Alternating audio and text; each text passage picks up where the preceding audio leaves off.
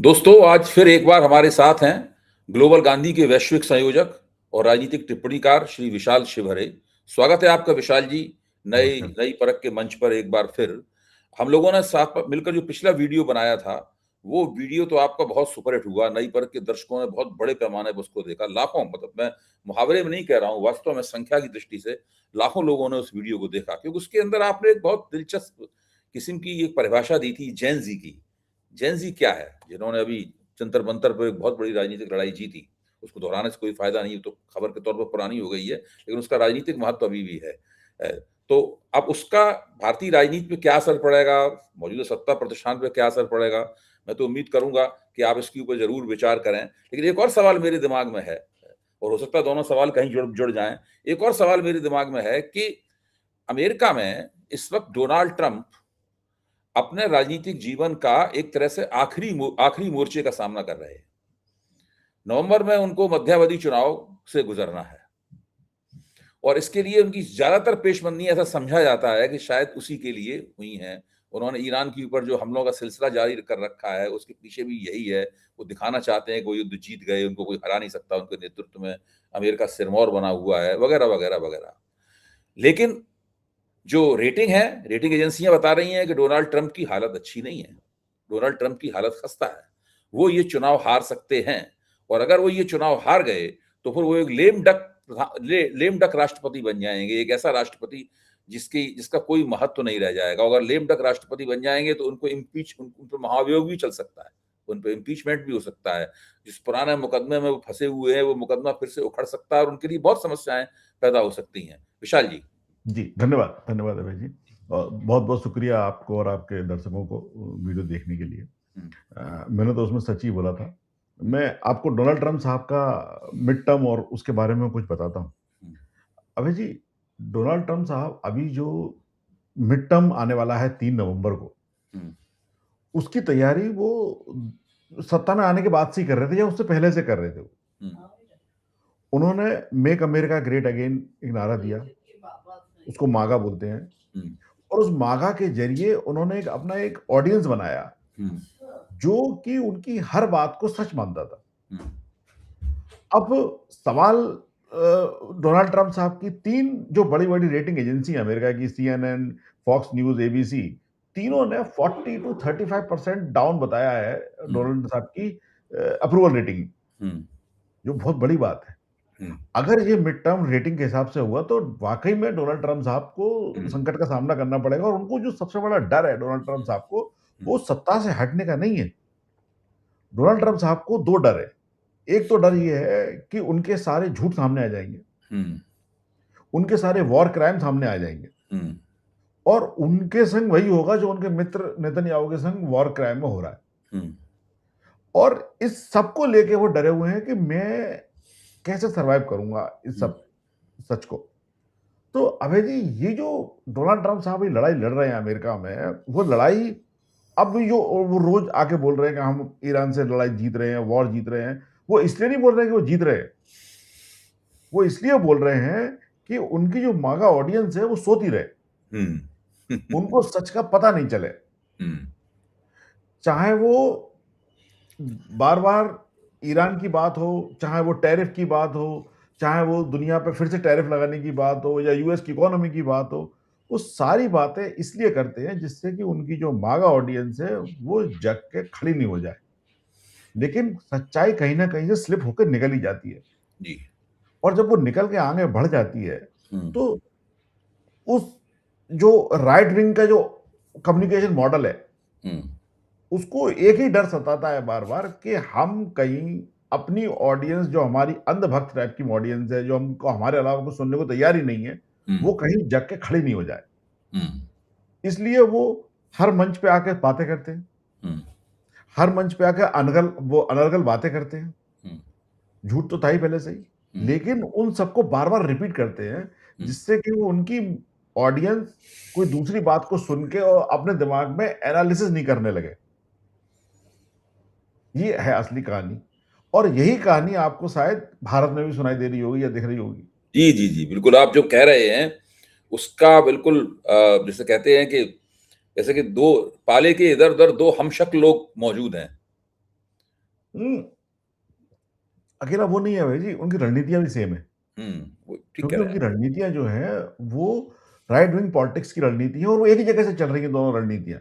हुँ, वो social media से चल रही हैं, वो हाँ, इज़राइल से चल रही हैं और उनको कंट्रोल करने वाले लोग भी एक ही हैं हुँ, और उनके इंटरेस्ट भी एक ही हैं। हुँ, अभय जी, आज जो ज़ेन ज़ी वर्ड आप बात कर रहे हैं या भारत में नया तबका निकला है ज़ेन ज़ी और उससे आपको लग रहा है कि मोदी जी और आरएसएस घबराए हुए हैं, हुँ, तो वो घबराए हुए उनसे नहीं है भई। हुँ, हुँ, वो इस बात से घबराए हुए हैं कि ज़ेन ज़ी की बात को कहीं उनका जो ऑडियंस है, हुँ। जिसको अपन कुछ भी नाम दे सकते हैं, अमेरिका में मागा नाम है, वहाँ पे कहीं और नाम है, यहाँ भक्त वो मंडली कह सकते हैं आप। भक्त मंडली कह सकते हैं। वो ऑडियंस कहीं इस बात से जग नहीं जाए और वो सोचने नहीं लगे। हुँ, भई आज आप जैसे अपन एग्ज़ाम्पल लेते हैं, वो बच्चों पे जाति का मामला है, हुँ, लाठीचार्ज का मामला है। हुँ, आपके खुद के नागरिकों पे, निहत्थे नागरिकों पे, खासकर बच्चों पे, हुँ, कोई भी सिविलाइज़ेशन या कोई भी एडमिनिस्ट्रेशन लाठीचार्ज नहीं कर सकता हुँ, या उनको इतनी बर्बरता से हैंडल नहीं कर सकता। हुँ, ये दुनिया में आपको 3 ही जगह मिलेंगे अभय जी, एग्ज़ाम्पल। एक मिलेगा आपको इज़राइल में, हुँ, गाज़ा में होते हुए देखेंगे आप। हुँ, दूसरा आपको मिलेगा अमेरिका में आइस करती है जो आजकल। हुँ। क्या बताया? अमेरिका में जो आइस करके ऑर्गनाइज़ेशन है, आइस, अच्छा। हाँ, अ, वो करती है और तीसरा भारत में हो रहा है। आइस के बारे में ज़रा बता दीजिए थोड़ा-सा? जी। हाँ, आइस एक अमेरिका की ऑर्गनाइज़ेशन है, जो कि बॉर्डर कंट्रोल को देखती है या जो इल्लीगल इमिग्रेंट्स की अमेरिका में होते हैं, उनकी एंट्री और एग्ज़िट को देखती है और उनको पकड़ती है। हुँ, उसको डोनाल्ड ट्रम्प साहब ने एक एक्स्ट्राऑर्डिनरी पावर दे दी है, जो बिना वारंट के जा सकती है किसी के घर में भी, किसी को भी सर्च कर सकती है, अच्छा, अच्छा, किसी को समझ गया, हाँ, समझ गया। वो एक तरह के भारत के गौरक्षक है। हुँ। हाँ, वो इमिग्रेशन को रोकने के नाम पे जो हुँ, जातियाँ आजकल अमेरिकन जनता पे कर रहे हैं, वो हुँ, अलग ही लेवल की हैं वो। हुँ, हुँ, हुँ, तो ये 3 ही सरकारें ऐसी हैं अभय जी, जो हुँ, विश्व में आज की डेट में अपनी ही पॉपुलेशन पे एट्रोसिटीज़ करते हैं।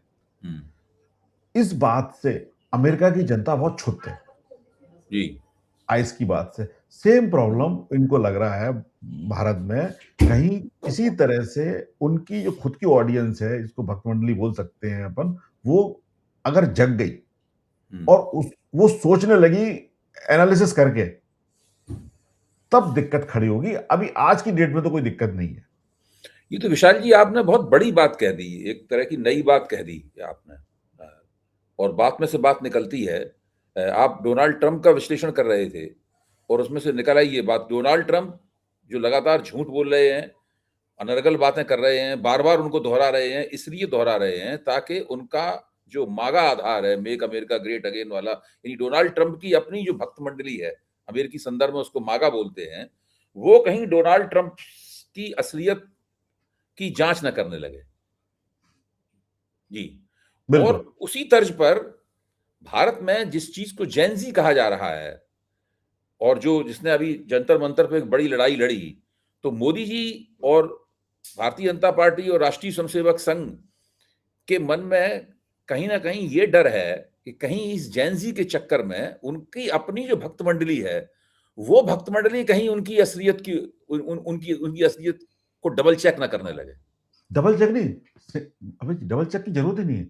हाँ। सी आप सी आपने आपने अपनी ऑडियंस से क्या प्रॉमिस किया था?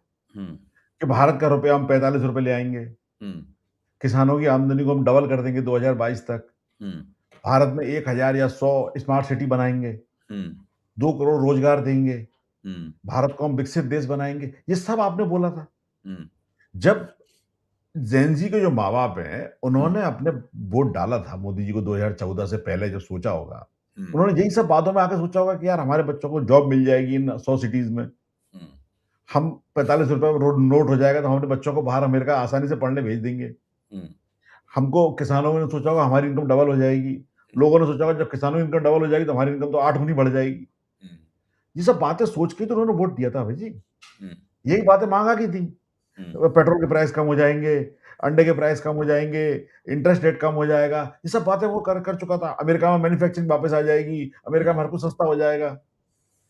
अब उल्टा हो रहा है इसका। हुँ, ना सस्ता हो रहा है कुछ भी, इंटरेस्ट रेट कम नहीं हो रहे, मकान बहुत महंगे हो गए, इन्फ्लेशन बहुत ज्यादा हो गया, टैरिफ की वजह से बहुत महंगाई है अमेरिका में। हम्म, तो अब जब आदमी, कोई आपसे अभी आके बोल दे कि अभय जी, मेरे जान पहचान के थे अभय जी, वो बैंक में काम करते थे, हम्म, मैंने उनको, बातचीत हुई हमारी, तो वो भी, हम भी सब भक्त थे। मैंने उनको हम्म, समझाया कि सर इतनी जरूरत नहीं है, माने नहीं वो सर। वो रिटायरमेंट के आसपास थे सर। सर उनकी पेंशन चली गई हम्म, क्योंकि बैंक जो थी वो मर्ज कर गई। हम्म, उनके बच्ची जो थी वो सिविल सर्विस की तैयारी कर रही थी, किसी एक एग्जाम की वगैरह वगैरह, पेपर लीक की वजह से उसको जॉब नहीं मिला। हम्म, उसके बाद आज उनके पास अपने बच्चों के बच्ची वो ओवर एज हो गई। जब अभय जी आप सब देखते हो तो कहीं ना कहीं जाके आपको लगता है कि ये सब बातें हमसे की गई थी, मेरा हम्म, भविष्य, मेरे बच्चों का भविष्य, सबका भविष्य कहाँ है, मैं हम्म, किस लिए मैंने वोट किया था, क्यों किया था। हम्म, इस बात पे कहीं लोग सोचने ना लगे, हम्म, इस बात से मोदी जी और ड्रम साहब दोनों घबराए हुए हैं। हम्म, और इसके लिए वो नए नए प्रपंच रखते रहते हैं। हम्म, ये जो डाइवर्जन की पूरी इनकी जो टेक्निक है, हम्म, ये सब टेक्निक केवल और केवल इसलिए है कि कहीं लोग उन असली एनालिसिस नहीं करने लगे, उनकी खुद की ऑडियंस, हम्म, बाकी उन्हें किसी की जरूरत नहीं है, ना उन्हें एजेंसी की जरूरत है, ना उन्हें और किसी वोट की जरूरत है, ना उन्हें किसी की जरूरत है। उनके पास number of member of parliament है, उनके हम्म, पास सरकार है, उनकी सब इंस्टीट्यूशन पे कब्जा है। हम्म, उनके पास जो सबसे वीकेस्ट पॉइंट है वो ये है कि उनके खुद की ऑडियंस हम्म, सही एनालिसिस नहीं करने लगे या उनसे सवाल नहीं पूछने लगे। आपको पता है इसमें धर्मेंद्र प्रधान जी का इस्तीफा कैसे हुआ? हम्म, धर्मेंद्र प्रधान जी एचआरडी के मिनिस्टर थे। हम्म, अभी तक भारत सरकार की जो जो कम्युनिकेशन की निंजा टेक्नोलॉजी है, हम्म, उस निंजा टेक्नोलॉजी में क्या होता है कि अगर एचआरडी का मामला है तो हेल्थ मिनिस्टर आके एड्रेस करेगा, हम्म, हम्म, अगर वो फाइनेंस का मामला है तो ट्रैवल का मिनिस्टर आके एड्रेस करेगा, हम्म। कॉमर्स का अगर मामला है तो टेक्नोलॉजी का मिनिस्टर आके एड्रेस करेगा। तो आप जो तो आपका रिस्पॉन्सिबल आपका आदमी कहना है, है कि इसीलिए हरदीप पुरी का मसला है, एथनॉल वाला, उसको एड्रेस करते थे रोड ट्रांसपोर्ट मंत्री नितिन गडकरी ही। और क्या, वो उसमें उसमें E20 जो मामला है, हम्म, इथेनॉल ब्लेंडिंग का मामला है, वो पेट्रोल डिपार्टमेंट का मामला है। हाँ, उसको एड्रेस कर रहे हैं वो नितिन गडकरी। नितिन गडकरी, उनको भी लेना हम्म, देना नहीं है। हम्म, वो तो आए, आप रिस्पॉन्सिबिलिटी फिक्स नहीं कर सकते। ये निंजा टेक्नोलॉजी बोलते हैं इसको अभय जी। हम्म, हम्म, जैन जी ने इस निंजा टेक्नोलॉजी को तोड़ते हुए हम्म, एचआरडी मिनिस्टर को घेर लिया। हम्म, उन्होंने ये प्रूव कर दिया कि ये हेल्थ मिनिस्टर का काम नहीं है, ये एचआरडी मिनिस्टर की गलती है। हम्म, इस वजह से इस्तीफा हो पाया। तो जैन जी इन सब डाइवर्जेंस की टेक्नोलॉजी से थोड़ा सा समझदार है, हम्म, क्योंकि वो समझता है कि उनके पेरेंट्स ने डाइवर्जेंस से कर करके देश को कहाँ पहुंचा दिया। हम्म, तो इसलिए वो चल नहीं पा रहा, यही अमेरिका में नहीं चल पा रहा भाई जी। हम्म।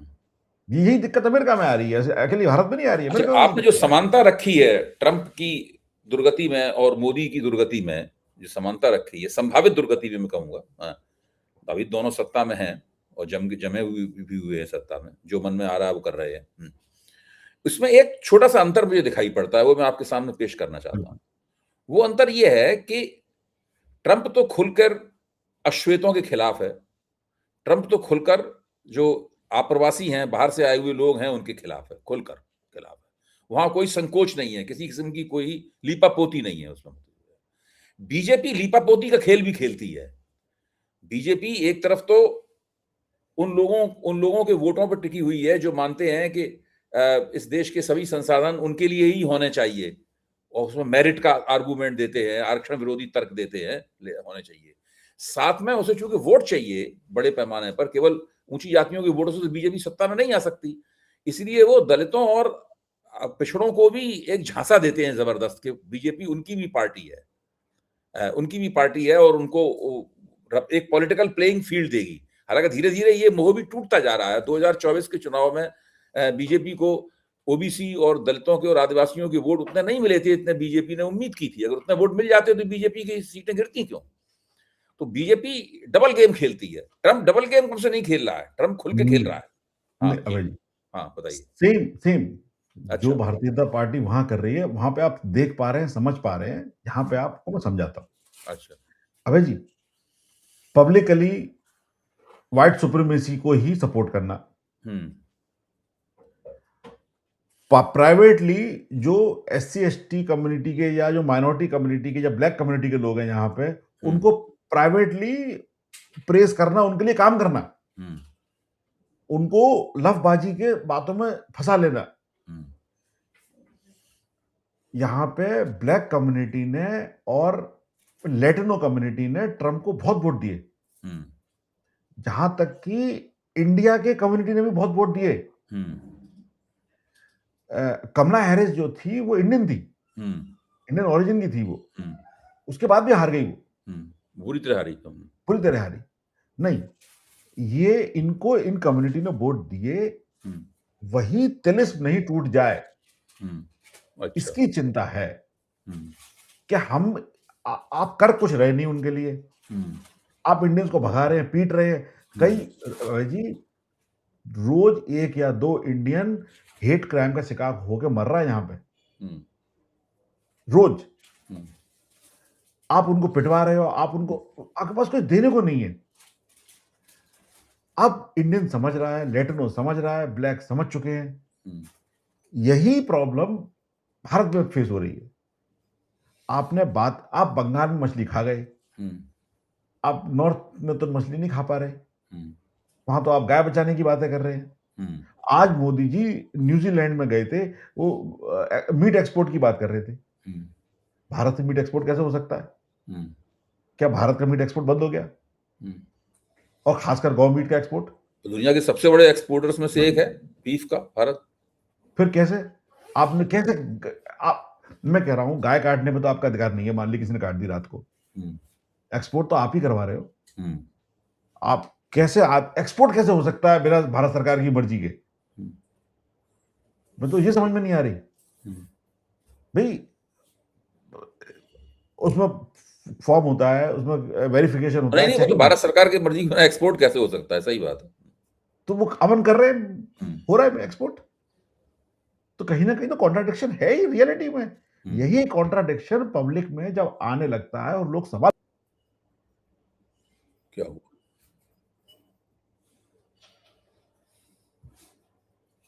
क्या हुआ सर? बोलिए बोलिए।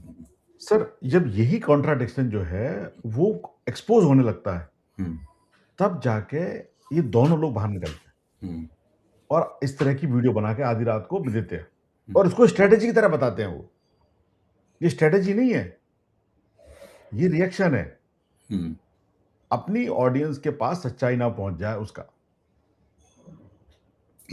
तो अब हम लोग अपनी चर्चा के आखिरी दौर में हैं। आप डोनाल्ड ट्रंप और नरेंद्र मोदी, बरक्स नरेंद्र मोदी, दोनों पहलुओं को एक साथ संबोधित कर रहे हैं इस समय।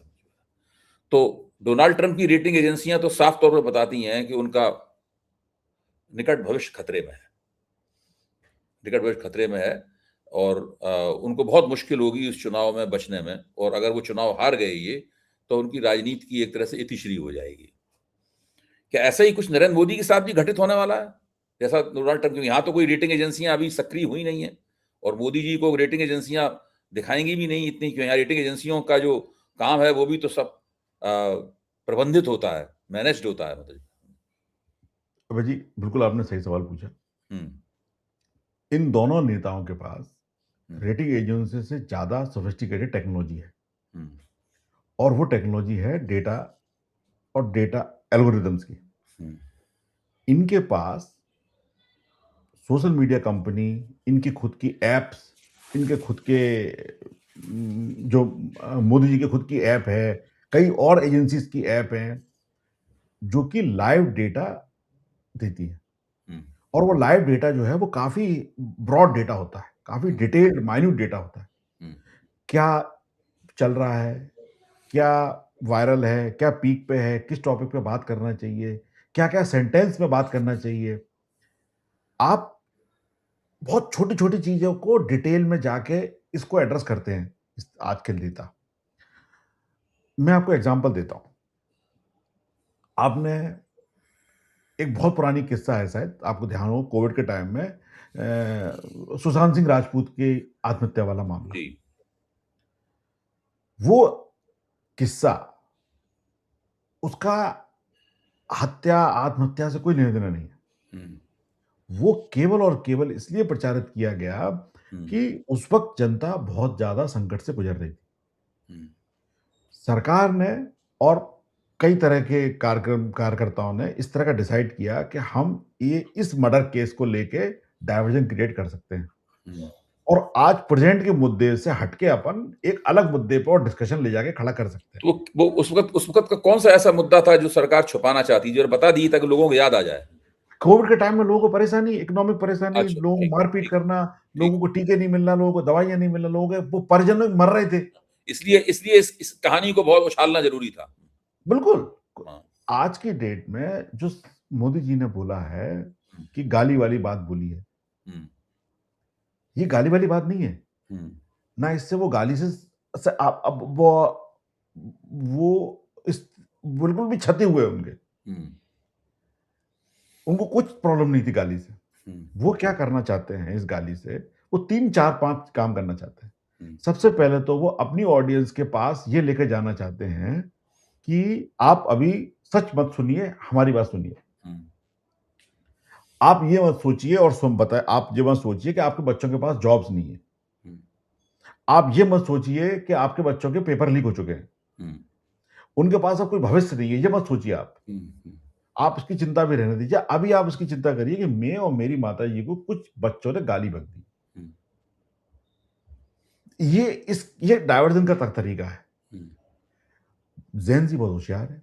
हुँ, देखते हैं क्या होता है। हुँ, उनके माँ-बाप को अगर लगता है जो इनके वोटर हैं, कि हमको ये मुद्दे ज़्यादा ज़रूरी हैं, हुँ, वो इस मुद्दे पे टिके रहेंगे। हुँ, मोदी जी की माँ की गाली और उन्होंने बोल ही दिया है कि हुँ, हमें ये वो उनको सुधारना है। हुँ, उद्दंड बच्चों को सुधारना है। तो हो हुँ, सकता है वो सुधार लें। हुँ, लेकिन एक चीज़ कन्फर्म है अभय जी, हुँ, भारत में इन बच्चों का कोई भविष्य नहीं। हुँ, बड़े ही दुःख की बात है। हुँ, इतना बड़ा देश, इतना बड़ा टैलेंट पूल और उसके पास कोई भविष्य नहीं। और इतनी बड़ी आबादी इन बच्चों की, 25 से 30% भारत की आबादी सीधी-सीधी जेन ज़ी है। हुँ, यही तो मैं आपसे कह रहा हूँ। जब हाँ, मोदी जी 2012 में उन्होंने मुझे खुद समझाया था अभय जी हुँ, कि डेमोग्राफिक डिविडेंड हुँ, 40% आबादी जो है वो एक यंग आबादी है। हुँ, 40% किसी कंट्री की आबादी यंग होना इसका मतलब उसके पास ग्रोथ के कितने प्रोस्पेक्ट हैं। ठीक बात। और आज की डेट में कोई जॉब नहीं बचा हुआ है। केवल 2 जॉब बचे हैं। ज़ोमैटो हुँ, या उबर ओवर। और आप 3-4 साल जॉब कर सकते हैं इसके अंदर 5 साल, इससे ज़्यादा आप जॉब नहीं कर सकते क्योंकि आपकी बॉडी खत्म हो जाती है।